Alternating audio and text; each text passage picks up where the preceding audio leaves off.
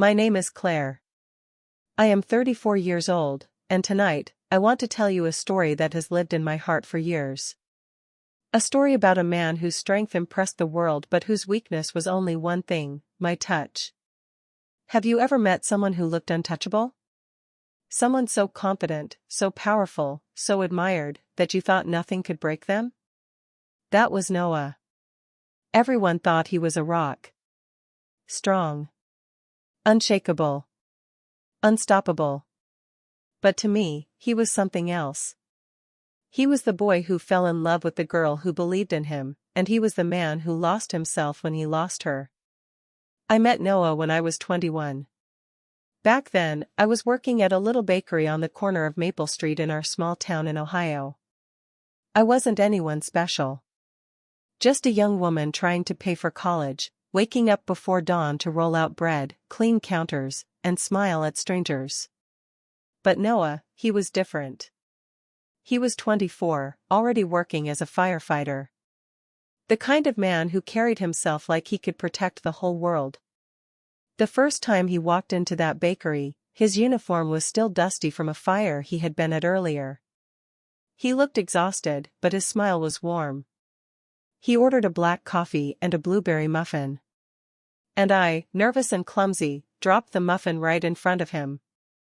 Instead of laughing, instead of being annoyed, he bent down, picked it up, and said, "Don't worry, I've been through worse flames than this."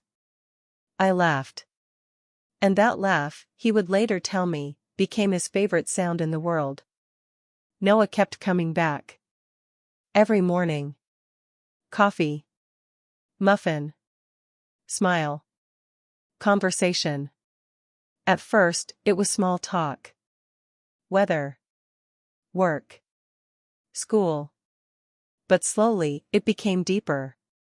He told me about his father, who had been a firefighter too, but died on duty when Noah was just a teenager. He told me how he promised himself he would live bravely, even if it meant risking everything.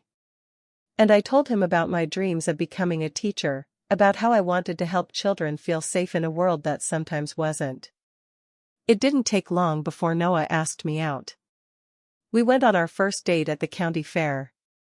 He won me a stuffed bear at the ring toss, even though he missed every single shot until the very last one. He said, "I don't give up easy, Claire. Not on games. Not on people." I didn't know it then, but those words would come back to me years later. Our love grew quickly, but it wasn't the loud kind of love. It wasn't fireworks and shouting from rooftops. It was quiet, steady, like the way sunlight warms your skin without you even realizing it. Noah would come home from long shifts, smelling like smoke and sweat, and I would make him sit at the table while I cleaned the dirt from his hands. He said my touch was the only thing that calmed him, that reminded him he wasn't just a hero for everyone else, he was a man, and he was mine. For 5 years, life felt perfect. We got married in the same church where my parents had been married. It wasn't a grand wedding. Just family, close friends, and Noah in his dress uniform with tears in his eyes as I walked down the aisle. I will never forget how tightly he held my hands when he said his vows. Like he was afraid I might disappear if he let go. But life has a cruel way of testing the strongest bonds. One cold November night, Noah's station was called to a massive fire at a warehouse. The flames were so high, people said you could see them from miles away. I remember waiting by the phone, my heart pounding with every passing second. Hours later, I got the call. Noah was alive, but he had been injured. A wall collapsed, and though he managed to pull 2 men out before it fell, he was crushed under part of the debris. When I rushed to the hospital, I found him lying in bed, bruised and bandaged, his body broken but his spirit still fighting. He smiled at me and whispered, "I told you, Claire. I don't give up easy." But this time, the fight wasn't against fire. It was against himself. The doctor said Noah might never walk the same way again. For a man who had built his entire life on being strong, on saving others, those words cut deeper than any wound. He became restless, angry, lost.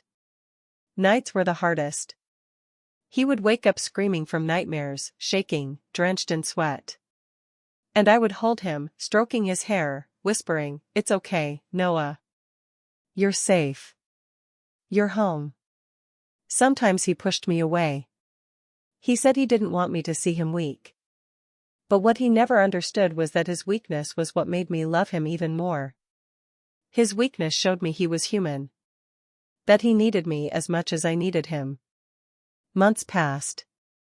Rehab was slow, painful. There were days he refused to try. Days when he said, "What's the point, Claire? I'm not the man I used to be."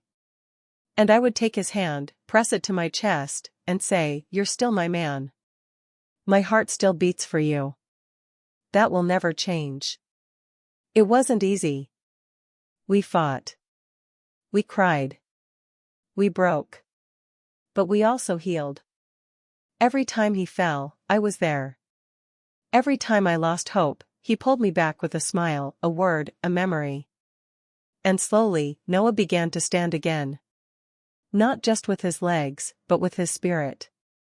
2 years after the accident, Noah walked back into that same bakery where we first met. His steps were slower, his limp still there, but his head was high. And when he ordered his coffee and blueberry muffin, I looked at him and realized, the world saw a broken man, but I saw my husband, my love, my forever. He reached across the counter, touched my hand, and whispered, "Your touch, Claire, it's my weakness, but it's also my strength." We've been through storms, through fire, through nights that felt endless. But love, real love, isn't about never breaking. It's about breaking together, and choosing to heal, again and again.